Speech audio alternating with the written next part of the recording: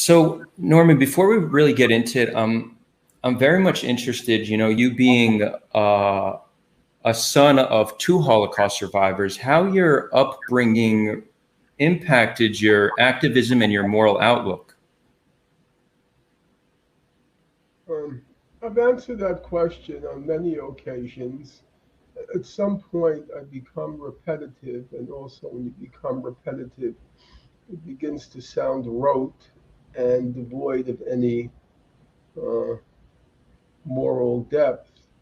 So I'm not quite sure how I would want to answer it for you, except to say that uh, I grew up in a home where in where the Nazi Holocaust was, even as it was unspoken, it was omnipresent.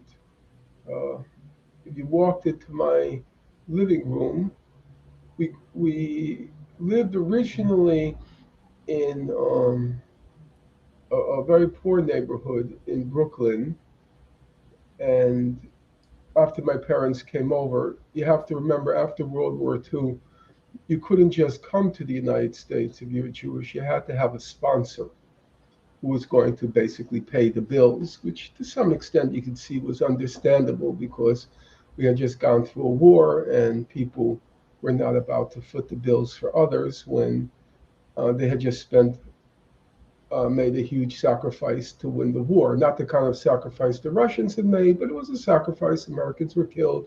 We were in a wartime economy and so forth.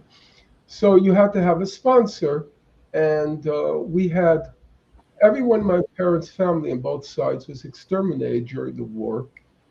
However, a couple of relatively distant uh, relatives did survive in the United States, and one of them agreed to be the sponsor. They were very rich, the Greenbergs. They owned most of the real estate in the Upper East Side of Manhattan. They were spectacularly rich, and they sponsored us, my parents, who we lived in Bushwick Avenue in Brooklyn, which was very poor then. And then we moved to Borough Park. Now Borough Park is an Orthodox Jewish enclave. It wasn't back then. It was a mixture of Jewish and Italian working class. It was mostly secular. And if you walk into our home apartment, it's very small, simple. On the wall, just as there is right now on my wall, because I kept the pictures. Maybe I could just tilt the camera and you'll tell me if you can see it. Let's see. Yeah, Um, I could see it. the piano in the distance. Let me move the lamp. You'll see in the distance the pictures on the wall, and those were the pictures of the wall in my family apartment in Borough Park, and it was the only surviving pictures on both sides of my family of any member. My mother had an aunt who lived in the US. Pictures were sent during the war, and those pictures hung on the wall in the living room. And they were strange sorts of pictures because they were pictures of my mother's father, my mother's mother, and my mother's two sisters and her brother. But we never referred to them as aunts, uncles, and grandparents. It was my mother's mother, my mother's father, my mother's two sisters, and my mother's brother. Uh, so they were kind of a mystical, a ghostly presence in our home. And that was the whole atmosphere. It was really shrouded. I don't want to say this in any way to diminish or disparage my parents, but the home was shrouded in death. It was the lessons that my parents drew from that experience. Now, I would say that the lessons had both a political component and a individual moral component. And the political one, my parents came out of the war 100%, I take that back, 150% pro-Soviet, pro-Russian. You could not say a single word in my family home against Stalin. It was not possible. Long after the Communist Party had denounced Stalin, long after the most militant, the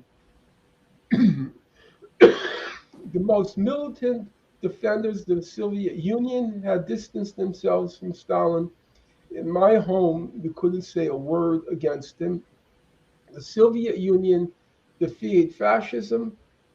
The Red Army defeated the Nazis, and that's all they cared about. Everything else was trivial, a footnote beside the point by comparison. So there was that, and anyone who denounced the Soviet Union, as far as my parents, both of them, were concerned, they were traitors, which is an interesting second story because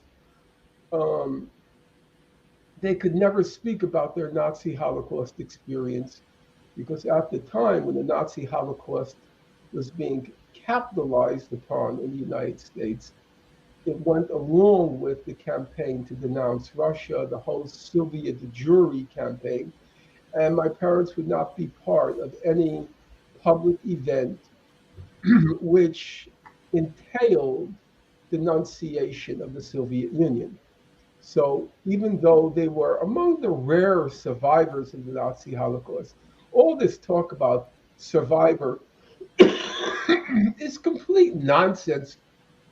There were, after, at the end of World War II, there were about 100,000 survivors in the Nazi ghettos, labor camps, and concentration camps. There were about 100,000.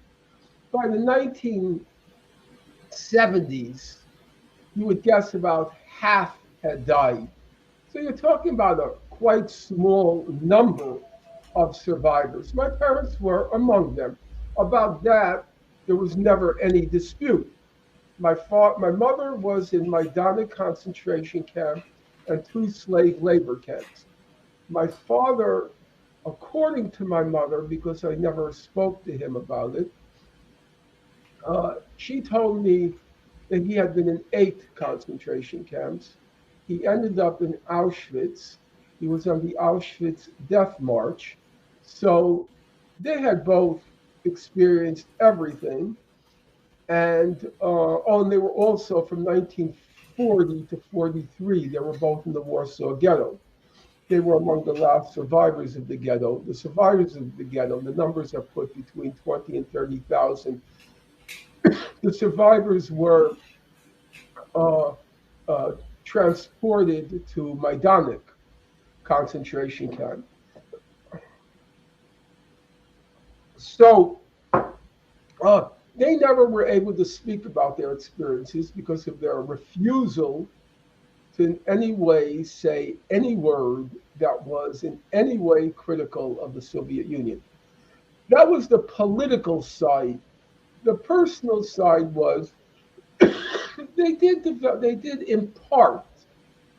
I don't want to say they completely practiced, but they certainly imparted to all of us, myself and my 2 brothers, uh, a sympathy for the underdog and a revulsion at war in general and the criminal abuse of human rights.